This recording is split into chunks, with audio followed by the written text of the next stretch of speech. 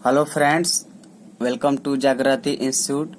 दोस्तों, आज हम लोग क्लास 10th का एनसीईआरटी मैथ बुक से प्रश्नावली 3.3 का प्रश्न नंबर 2 को सॉल्व करेंगे। ठीक है, चलिए हम शुरू करते हैं। देखिए, क्वेश्चन में दिया हुआ है 2x प्लस 3y बराबर 11 और 2x माइनस 4y बराबर माइनस 24 को हल करें और इसमें m का वह मान ज्ञात कीजिए जिसके लिए y बराबर mx प्लस 3 हो। ठीक है, देखिए इसके लिए क्या करते हैं हम। क्वेश्चन में दिया हुआ है कि 2x प्लस 3y बराबर 11। ठीक है, ये पहला समीकरण हो गया और यहाँ पर दिया हुआ है 2x माइनस 4y बराबर माइनस 24। ठीक है, ये दिया है सेकंड समीकरण। अब इसको हम लोग हल कर लेते हैं। तो हम यहाँ पर देखिए समीकरण 2 से चल रहे हैं, तो लिखेंगे यहाँ पर समीकरण 2 से, समीकरण 2 से। तो 2 से समीकरण में ये वाला दिया है, तो इसको लिखेंगे 2x माइनस 4y बराबर माइनस 24 यानी कि 24। अब यहाँ पर देखिएगा समीकरण में देखिए 2x लिखा है ना, तो यहाँ पर हम क्या करेंगे 2x का वैल्यू निकालेंगे, x का मान नहीं निकालेंगे। ठीक है, तो यहाँ पर हम लिखेंगे 2x बराबर माइनस 24, ये वाला माइनस 24 दिया है तो माइनस 24 लिख लिए, और ये माइनस 4y है तो इधर आएगा तो प्लस 4y होगा ना। अब देखिए क्या करेंगे, तो 2x का वैल्यू हमको इतना पता हो गया। अब यही 2x का वैल्यू ये जो आया है यहाँ पर रख लेंगे। आप दोस्त यहाँ पर x का भी मान निकाल सकते हैं और x का मान निकाल करके इसमें पुट करेंगे तो फिर तो बात वही आएगा, 2 से मल्टीप्लाई करना पड़ेगा। इसीलिए आप डायरेक्ट ये क्या करिए कि 2x का जो वैल्यू आया है यहाँ पर रखिए। ठीक है, कोई गलती नहीं कटेगा। अब यहाँ पर देखिए, तो यहाँ पर लिख लेते हैं समीकरण। एक और बात आपको बताए थे, याद होगा। देखिए समीकरण 2 से यहाँ पे चले हैं, तो जब समीकरण 2 से चलेंगे ना तो ये जो वैल्यू निकलेगा समीकरण 1 में रखेंगे। ठीक है, तो यहाँ पर लिखेंगे समीकरण 1 में 2x का मान देने पर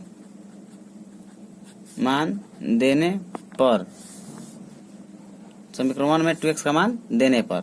अब देखिए समीकरण 1 कौन है, ये वाला है 2x प्लस 3y बराबर 11। तो पहले हम समीकरण को लिख लेते हैं 2x प्लस 3y बराबर 11, यही दिया है समीकरण 1। अब इसी में क्या करेंगे 2x वाला ये जो वैल्यू आया है रख लेंगे, तो लिखेंगे यहाँ पे 2x की जगह पर माइनस 24 प्लस 4y। देखिए ये माइनस 24 प्लस 4y किसके बदले पे लिखे हैं, 2x के जगह पर लिखे हैं। और प्लस 3y पहले से तो 3y लिख लेते हैं, बराबर 11 है।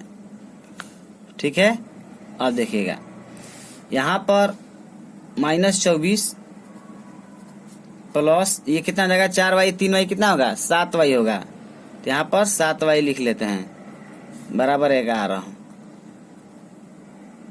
अब देखिएगा ये 7y है तो यहाँ पर 7y लिख लेते हैं बराबर 11। और ये वाला देखिए दोनों एक कैटेगरी का है, इसमें भी y नहीं लगा है, इसमें भी y नहीं लगा है। तो हम क्या करेंगे दोनों को एक तरफ करेंगे, तो इसको अगर उधर लेके चले जाएंगे तो एक साइड में हो जाएगा, ये माइनस है तो उधर जाएगा तो क्या हो जाएगा प्लस हो जाएगा। तो इसको और इसको जोड़ेंगे तो कितना हो जाएगा 35 हो जाएगा। अब देखिए 7 से 35 कट जाएगा कितने बार में, 5 बार में कट जाएगा। ठीक है, 5 बार में कट गया, इसलिए y का वैल्यू कितना आ गया 5 आ गया। अब y का मान हम किसी भी समीकरण में रख सकते हैं, समीकरण 1 में भी रख सकते हैं और 2 में भी रख सकते हैं, ये हमारे मन की है। तो हम लिख लेते हैं इसको समीकरण 1 में रख लेते हैं, तो लिखना पड़ेगा समीकरण 1 में y का मान देने पर ठीक है। अब समीकरण 1 में बोला है तो समीकरण 1 हम रख लेते हैं। देखिए समीकरण 1 ये वाला है 2x प्लस 3y बराबर 11 है, तो यहाँ पर हम लिख लेते हैं 2x प्लस 3y बराबर 11। ये समीकरण 1 हम रख दिए। अब इसी समीकरण 1 में y के जगह पे यानी यहाँ पर क्या करना है, y का मान 5 रखना है। तो चलिए रखते हैं 2x प्लस 3। अच्छा 3y का मतलब क्या है कि 3 गुना y लिखा है, ठीक है। तो 3 कुछ चीज नहीं है, इसका मतलब गुना है, ठीक है। और y का तो मान हम जान गए हैं कि 5 आया है, तो यहाँ पर 5 लिख लेते हैं बराबर 11, ठीक है। अब देखिएगा 2x बराबर कितना हो जाएगा, 11 में से ये वाला 15 जाके क्या होगा, माइनस हो जाएगा। क्यों माइनस होगा, क्योंकि ये प्लस में है, तो प्लस वाला तो उस साइड में राइट साइड में जाएगा तो चिन्ह चेंज हो जाता है, तो ये क्या हो जाएगा, माइनस में हो जाएगा। जब माइनस में होगा तो 11 में से आप 15 को घटाइएगा तो -4 आ जाएगा, तो यहाँ पर -4 लिख लेते हैं। और देखिए 4 से 2 से 4 कट जाएगा, कितने बार में, 2 बार में। इसलिए x का मान कितना आ गया, x का मान आ गया -2, ठीक है। अब x का भी मान आ गया, ठीक है, और y का भी मान पता हो गया। लेकिन ये तो x y का वैल्यू आ ही गया, और एक चीज निकालना है दोस्तों। देखिए क्वेश्चन में क्या बोला था, यहाँ पर y बराबर mx प्लस 3 हो, यानी कि m का मान ज्ञात करना है। देखिए यहाँ पे बोला है ना, m का वह मान ज्ञात कीजिए, तो m का वैल्यू इसके हिसाब से निकालना है। तो ये वाला बात पहले लिख लेते हैं, y बराबर mx प्लस 3। देखिए y बराबर mx प्लस 3 ये वाला लिख लिए, ठीक है। अब देखिए y का तो मान कितना आया है, 5 आया है दोस्त, तो यहाँ पर y के जगह पे 5 लिखेंगे, तो यहाँ पर 5 लिखते हैं बराबर m है तो m x है, x का मतलब क्या, -2, यहाँ पर -2 लिख लेते हैं, अब प्लस 3 है, ठीक है। अब देखिएगा इसको क्या करेंगे, ये 5 है और ये प्लस 3 जो है इधर आएगा तो क्या हो जाएगा, माइनस में बदल जाएगा, ठीक है। तो यहाँ पर 5 में से 3 घट जाएगा तो क्या हो जाएगा, 2 हो जाएगा, तो यहाँ पर 2 लिख लेते हैं। और यहाँ पे क्या है, -2m है, -2m। 2 को m से गुना करेंगे तो 2m, माइनस था तो माइनस लगा लिए हैं। और देखिए 2 से 2 कट जाएगा एक बार में, कटेगा ना, 2 से 2 कट गया एक बार में, इसलिए m का मान कितना आ गया, इसलिए m का जो मान आ गया वो -1 आया, ठीक है। m का मान आ गया -1। तो अब यहाँ पर हम फाइनली जो आंसर लिखेंगे, यहाँ पर लिख देते हैं अतः x बराबर कितना आया था दोस्त, देख लेते हैं। x का मान आया है -2, ठीक है। तो x बराबर -2, कोमा का चिन्ह, y बराबर आया था 5, y बराबर 5, एवं m बराबर आया है, m बराबर कितना है, m बराबर -2 है, -1 आया है, ठीक है, -1। यही इस क्वेश्चन का आंसर होगा। तो समझ गए होंगे दोस्त। अगर मेरा वीडियो अच्छा लग रहा है तो आप वीडियो को अभी जरूर शेयर करें, ठीक है। और चैनल पे नए हैं तो सब्सक्राइब भी जरूर करें। चलिए देखते हैं फिर नेक्स्ट क्वेश्चन। देखिए दोस्त, यहाँ पर 3 नंबर क्वेश्चन में क्या बोला गया है, निम्न समस्याओं में रैखिक समीकरण युग्म बनाइए और उनके हल प्रतिस्थापन विधि द्वारा ज्ञात कीजिए, ठीक है। देखिए ये 3 नंबर में क्या दिया है, यहाँ पर बोला गया है कि कुछ प्रॉब्लम दिया गया है, यानी कुछ समस्या दिया गया है, कुछ मैटर को लिखा गया है, और उस मैटर को पढ़ के जो नीचे लिखा है उसको क्या करना है, प्रतिस्थापन विधि से हल करना है। पहले आपको रैखिक समीकरण बनाना पड़ेगा, डायरेक्ट रैखिक समीकरण दिया नहीं है, ये लैंग्वेज में लिखा हुआ है, ठीक है। और इसको आपको अपने हिसाब से रैखिक समीकरण युग्म बनाना है, उसके बाद आपको प्रतिस्थापन विधि से हल करना है, ठीक है। तो चलिए पहला में क्या दिया है, देखिए 3 नंबर का 1 नंबर में दिया हुआ है, 2 संख्याओं का अंतर 26 है और एक संख्या दूसरी संख्या की 3 गुनी है, उन्हें ज्ञात करें। मतलब 2 गो ऐसा नंबर है जिसका डिफरेंस 26 आना चाहिए, ठीक है, और एक संख्या दूसरी संख्या का 3 गुना भी होना चाहिए, ठीक है, उन्हें ज्ञात करे बोला गया है। तो 2 गो संख्या कौन कौन है ये तो पता नहीं है, तो हम यहाँ पर लिख लेते हैं, माना दोनों संख्याएं माना दोनों संख्याएं क्रमशः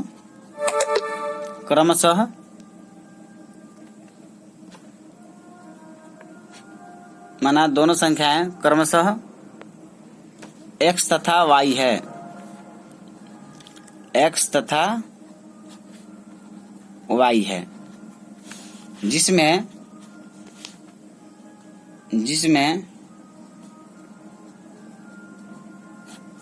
x बड़ा तथा y छोटा है। ठीक है, हम देखिए क्या लिख दिए हैं, दोनों संख्याएं x तथा y मान लिए और उसमें क्या किए, x को बड़ा मान लिए और y को छोटा मान लिए। अब यहां पर चलते हैं हम प्रश्न से।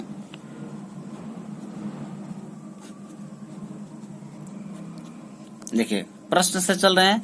प्रश्न में क्या दिया गया है कि दो संख्याओं का अंतर 26 है, तो अंतर 26 है तो बड़ा में से छोटा घटता है, तो यहाँ पर हम क्या लिखेंगे, x माइनस वाई बराबर 26। ठीक है, x माइनस वाई बराबर 26। अब देखिए अगला क्या लिखा है, एक संख्या दूसरी संख्या की 3 गुनी है।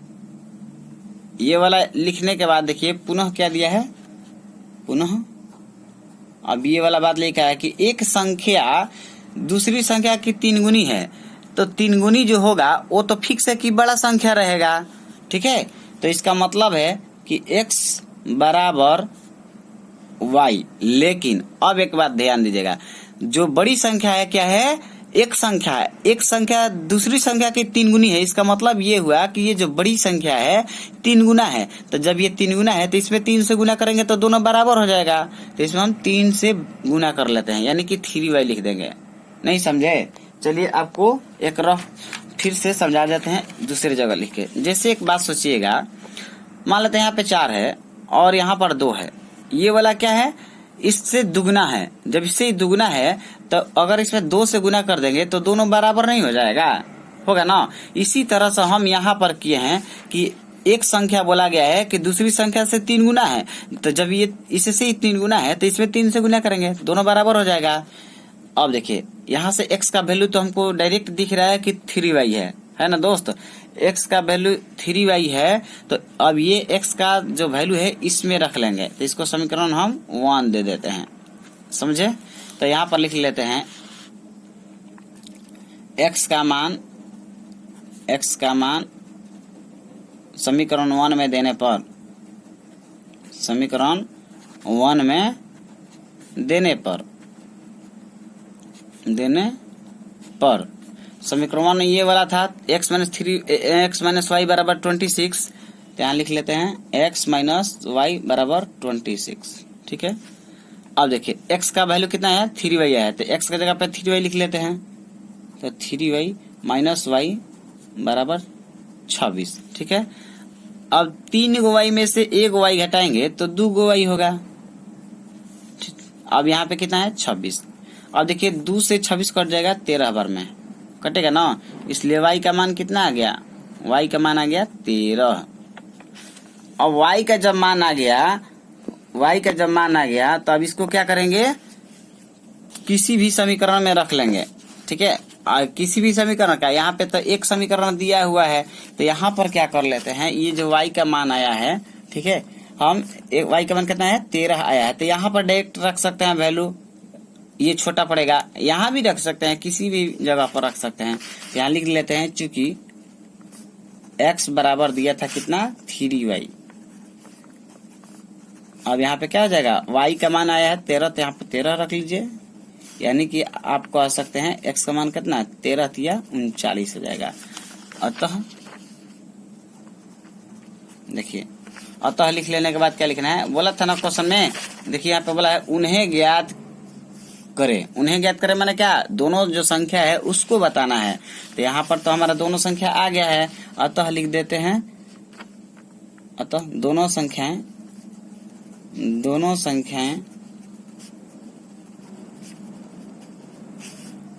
क्रमशः कितना आया था, एक आया है 13, एक आया है 39। आप किसी को भी पहले लिख सकते हैं, कोई दिक्कत नहीं है, आप पहले बड़ा को भी लिख सकते हैं, 39, 13 लिख सकते हैं सर, या 13,39 भी लिख सकते हैं। ठीक है, चलिए तो यही इस क्वेश्चन का राइट आंसर हुआ। अब चलते हैं दोस्त फिर नेक्स्ट क्वेश्चन पर।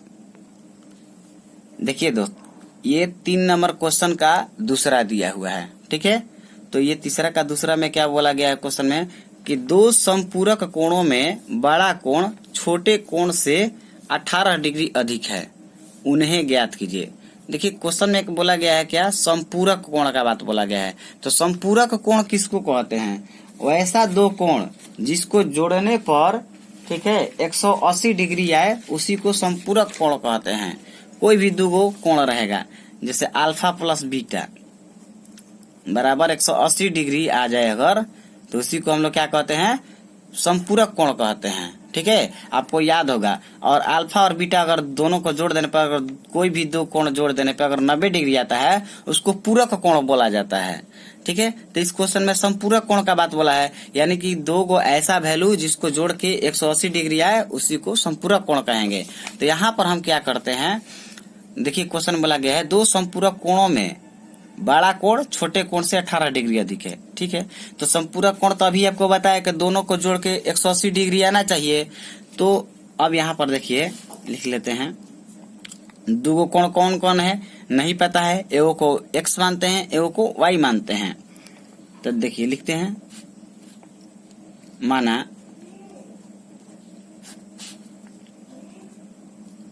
एक कोण लिख लेते हैं, माना एक कोण x तथा दूसरा कोण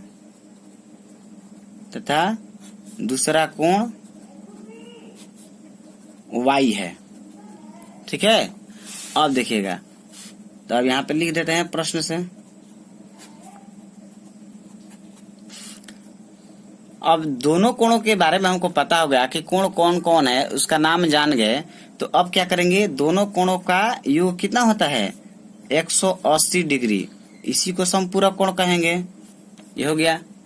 अब फिर अगला स्टेप में क्या बोला गया है, दोनों कोण में जो बड़ा कोण होगा छोटे कोण से कितना डिग्री है अधिक है, 18 डिग्री अधिक है। अच्छा, तो आपको पता है जो अधिक रहता है उसी में से छोटा वाला घटता है। ठीक है, तो यहाँ पर हम लिखेंगे पुनः, ये एक हो गया पहला समीकरण। और दूसरा समीकरण क्या दिया है कि बड़ा कोण जो है वो छोटे कोण से 18 डिग्री अधिक है, तो इसको ऐसे लिख सकते हैं ना। सेकंड समीकरण, जो बड़ा कोण है इसमें से ये घट रहा है, इसका मतलब ये बड़ा है। ठीक है, तो बड़ा कोण में से छोटा वाला जो है, उस बड़ा कोण छोटे वाला से कितना डिग्री अधिक है, 18 डिग्री अधिक है, तो इसलिए 18 डिग्री के बराबर कर दिए। अब यहाँ पर देखिएगा, इसको लिख लेते हैं यहाँ पर समीकरण 2 से, समीकरण 2 से हम चलते हैं। तो समीकरण 2 तो ये वाला है, x माइनस y बराबर 18। अब यहाँ से x का जब वैल्यू निकालेंगे तो क्या होगा, 18 प्लस y होगा ना। ये माइनस है तो उधर चला जाएगा तो प्लस हो गया। अब x का वैल्यू हमको पता हो गया कि 18 प्लस y आ गया। अब x का जो वैल्यू ये वाला आया है समीकरण 1 में रखेंगे। 1 में क्यों रखेंगे, क्योंकि समीकरण 2 से चले हैं। ठीक है, ये सब आपको याद होना चाहिए। लिखते हैं समीकरण 1 में x का मान देने पर, x का मान देने पर समीकरण 1 में चलते हैं। तो समीकरण 1 तो x प्लस वाई बराबर 180 डिग्री है, तो यहाँ पर लिख लेते हैं x प्लस वाई बराबर 180, यही ना दिया था। अब देखिएगा यहाँ पे डिग्री लिख सकते हैं, डिग्री नहीं भी लिखेंगे तो कोई दिक्कत नहीं है। अब ध्यान दीजिएगा, x का वैल्यू यहाँ पर आया है 18 प्लस वाई, तो 18 प्लस वाई x के जगह पे रखेंगे 18 प्लस वाई। अब प्लस वाई ये पहले से है बराबर 180। देखिए x का वैल्यू आया है 18 प्लस वाई, तो x के जगह पे 18 प्लस वाई लिखिए, ये वाला y यहाँ पे उतार लिए। ठीक है, अब देखिएगा एक y और एक y, दो y हो जाएगा बराबर 180 में से ये 18 घट जाएगा, घटेगा ना, क्योंकि ये प्लस है तो उधर जाएगा तो क्या होगा, माइनस हो जाएगा। तो माइनस हम इसमें से 180 में से इसको कर लेते हैं। ठीक है, तो यहाँ पे हो जाएगा 10 में से 8 गया 2 और ये 7 बचेगा, एक घटेगा तो 6 हो जाएगा और 1 बचेगा, 162 हो जाएगा। यानी इसको अगर 2 से कटा लेते हैं, देखिए 2 से कटेगा, ठीक है, कटने वाला है तो कटा लेते हैं। कितने बार में कटेगा? 2 8 16, 2 1 2, यानी y का वैल्यू हमको पता हो गया 81, इसलिए y बराबर कितना आ गया? 81 आ गया। अब y का मान क्या करेंगे? समीकरण 1 में रख लेंगे चाहे 2 में रख लेंगे, ये हमारे मन का है। तो यहाँ पर लिख लेते हैं हम समीकरण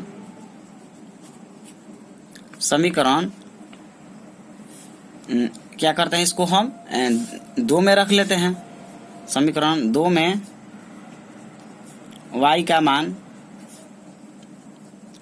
मान देने पर,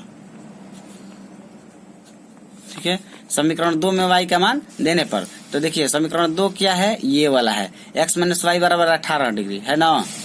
तो यहाँ लिख लेते हैं x माइनस वाई बराबर 18, ठीक है, और y का मान अभी हम निकाल चुके हैं 81। यहाँ पर x माइनस वाई के जगह पे 81 रहेगा बराबर 18। x का मान निकालेंगे तो क्या होगा? माइनस हो तो उधर चला जाएगा, प्लस हो जाएगा, यानी दोनों जोड़ देना है। तो दोनों को जोड़ेंगे तो कितना हो जाएगा? 99 हो जाएगा, ठीक है। अतः लिखेंगे, अतः x बराबर आ गया 99 एवं y बराबर आया था 81। यहाँ पे देखिए y बराबर आया है 81। यही इस क्वेश्चन का राइट आंसर हुआ, ठीक है। समझ गए होंगे दोस्त। चलिए देखते हैं फिर नेक्स्ट क्वेश्चन पर। देखिए दोस्त, 3 नंबर पर यहाँ पर क्वेश्चन में क्या दिया गया है? एक क्रिकेट टीम के कोच ने 7 बल्ले तथा 6 गेंदे 3800 रुपये में खरीदी।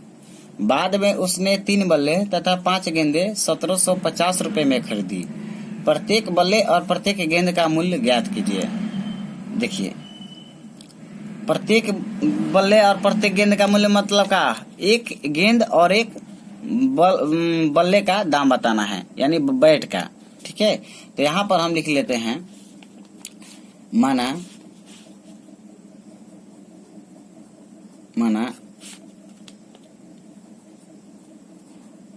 प्रत्येक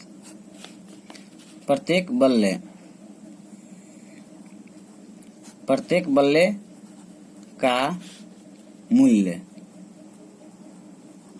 एक बैट का दाम कितना है ये पता नहीं है, तो उसको हम x मान लेंगे, ठीक है। तो यहाँ पर लिख लेते हैं x रुपया, ठीक है, तथा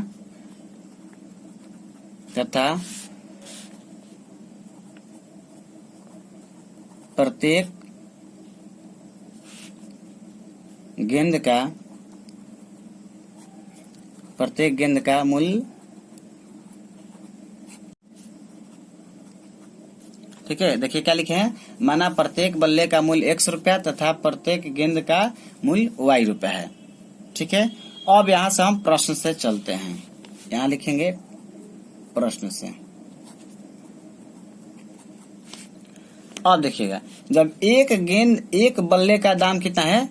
1 रुपया है ना, 1 रुपया माने है। तो जब एक बल्ले का दाम 1 रुपया, तो क्वेश्चन में क्या दिया गया है? 7 बल्ले खरीदा था। तो यहाँ पर लिखेंगे 7x। एक बल्ले का दाम 1 रुपया, तो 7 को का 7x होगा, गुना कर देंगे, इसीलिए यहाँ पे लिखे हैं 7x। और देखिए 6 गेंद खरीदा था, तो एक गेंद का दाम कितना माने है? y रुपया। जब एक का y रुपया, तो 6 का कितना होगा? 6y होगा। तो यहाँ पर लिखते हैं 6y, ठीक है। और देखिए यहाँ पे रुपया कितना दिया था? 3800, तो 3800 यहाँ पे लिखते हैं। अब देखिए ये 3800 रुपया क्या दिया है दोस्त? ये जो दिया है बल्ला और गेंद दोनों का मिला करके दाम दिया हुआ है। तो मिला करके दिया है, इसका मतलब जोड़ के दिया है, तो इसलिए दोनों के जोड़ के बराबर करेंगे, यानी इसका पैसा और इसका पैसा दोनों का मिला करके, यानी दोनों का जोड़ करके 3800 रुपया लगा था खरीदने में। समझ गए? ये जो दिया है ये समीकरण 1 दिया है। अब चलिए इसी तरह से फिर अगला स्टेप पे चलते हैं। बोला है बाद में उसने 3 बल्ले, तो 3 बल्ले का दाम कितना हो जाएगा? 3x तथा 5 गेंदे, तो 5y हो जाएगा। दोनों का दाम मिलाकर कितना है आपकी? 1750 है, तो 1750 कर ले। ये है सेकंड समीकरण। ये समझ गए होंगे आप। अब यहाँ से हमको x y का मान निकालना है, वही हमारा क्वेश्चन का आंसर हो जाएगा। ठीक है, तो चलिए देखते हैं। यहाँ पर लिख लेते हैं समीकरण 2 से, समीकरण 2 से। चलिए समीकरण 2 क्या है, 3x + 5y = 1750। तो यहाँ लिखते हैं 3x + 5y = 1750। अब देखिए 3x का अगर मान निकालेंगे तो क्या हो जाएगा, 1750 - 5y। 3x का मान इतना हो जाएगा 1750 - 5y। अब x का मान यहाँ से निकाल लेते हैं। x का मान निकालेंगे तो क्या होगा, 1750 - 5y बटा में 3 आ जाएगा। ये गुना वाला भागा में आ जाता है। ठीक है, अब ध्यान दीजिएगा, x का तो मान आ गया। अब ये x का मान समीकरण 1 में रख लेंगे। तो यहाँ लिखते हैं समीकरण 1 में, समीकरण 1 में x का मान देने पर, ठीक है, समीकरण 1 में x का मान देने पर, तो समीकरण 1 क्या है, 7x + 6y = 3800 है। यहाँ पर लिख लेते हैं 7x + 6y = 3800। ठीक है, अब ध्यान दीजिएगा, यहाँ पर 7 है तो 7 लिखते हैं, और x है, x के जगह पे क्या लिखना है, ये वाला लिखना है 1750 - 5y।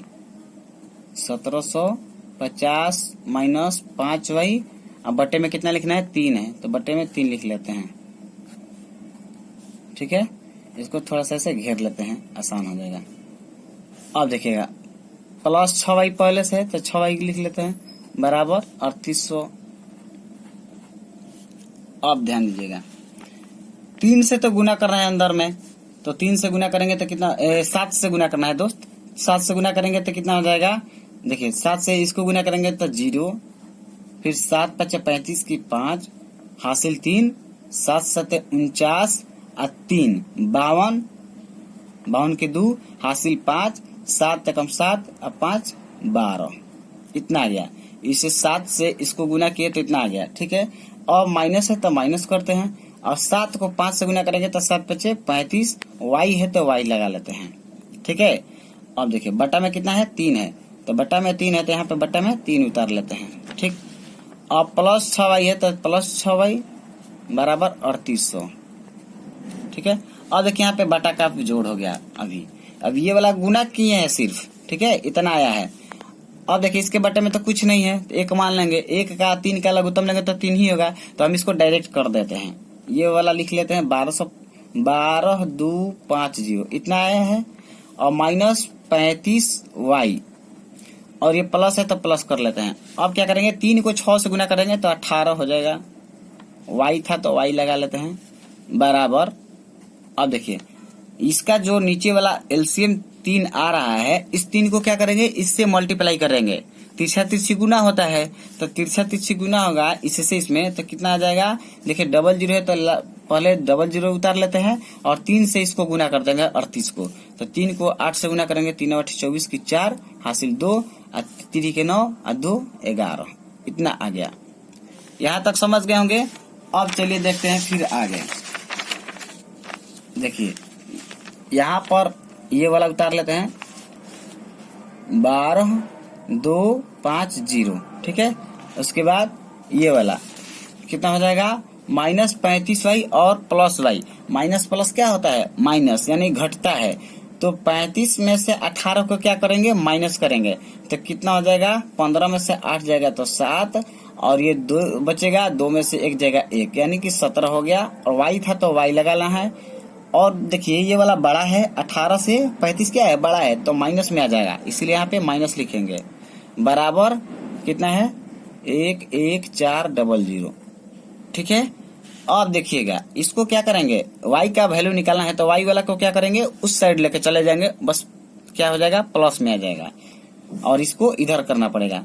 ठीक है, अंक वाला को अंक तरफ कर लेते हैं, तो ये प्लस है तो इधर आएगा तो क्या होगा, माइनस हो जाएगा। तो यहाँ पर लिखते हैं ये वाला, और इसमें से इसको घटा लेते हैं बराबर 17y।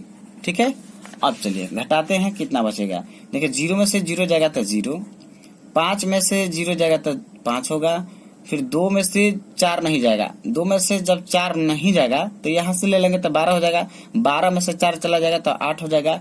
अब यहाँ पे 11 बचेगा, 11 में से 11 जाएगा तो ये तो खत्म हो जाएगा, ठीक है। और यहाँ पे कितना बचा है दोस्त, 17y बचा है, ठीक है।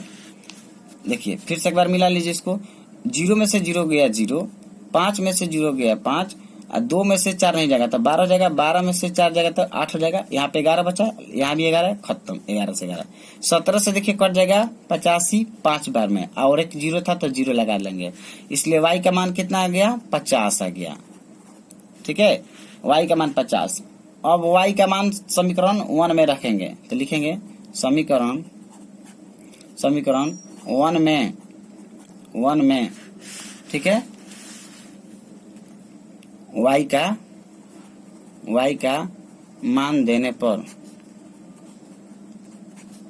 समीकरण 1 में y का मान देने पर, ठीक है दोस्त। देखिए समीकरण 1 क्या है, ये वाला है 7x + 6y = 3800। तो यहाँ पर लिखते हैं 7x + 6y = 3800, ठीक है। अब देखिएगा 7x + 6, y का मान कितना है, 50 आया है, बराबर 3800 है, 3800, थोड़ा 3800 को बड़ा लिख लेते हैं, ध्यान दीजिएगा 3800, ठीक है। अब देखिएगा तो 7x बराबर कितना हो जाएगा, 3800 माइनस ये 50 को 6 से गुना करेंगे 300 आ जाएगा, तो 300 इधर हो जाएगा, घट जाएगा 3800 में से, ठीक है। क्यों घटेगा, क्योंकि ये प्लस था तो इधर जाएगा तो क्या होगा, माइनस हो जाएगा। तो 7x बराबर आ जाएगा 3800 में से 300 चला जाएगा तो 3500 बचेगा, ठीक है। तो 7 से 35 कितने बार में कटेगा, 5 बार में, और ये 00 था तो 00 आ जाएगा, यानी x का मान कितना आ गया, 500 आ गया।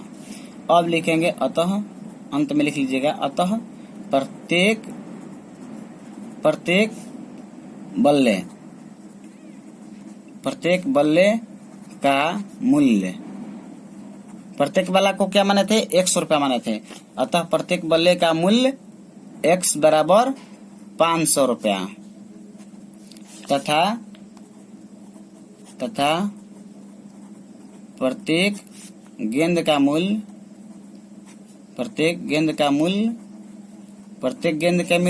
को क्या माने थे, y माने थे, तो y का वैल्यू 50 आया था, 50 रुपए। यही इस क्वेश्चन का राइट आंसर हुआ। तो दोस्त समझ गए होंगे, अगर नहीं समझे होंगे तो वीडियो को दोबारा देखिए, ठीक है। अगर मेरा वीडियो पसंद आया हो तो आप लाइक, शेयर और सब्सक्राइब जरूर करिएगा, ठीक है। और आप ये भी कमेंट करिएगा कि आप कहाँ से हैं, ठीक है। कमेंट बॉक्स में ये जरूर बातें आपको लिखनी है, ताकि हमको ये पता चलेगा कि हाँ आप कहाँ से, मतलब जितने भी विद्यार्थी लोग हैं देख रहे हैं मेरे वीडियो को, ठीक है। चलिए फिर मिलते हैं हम अगले वीडियो में, तब तक इतना ही। थैंक यू, धन्यवाद।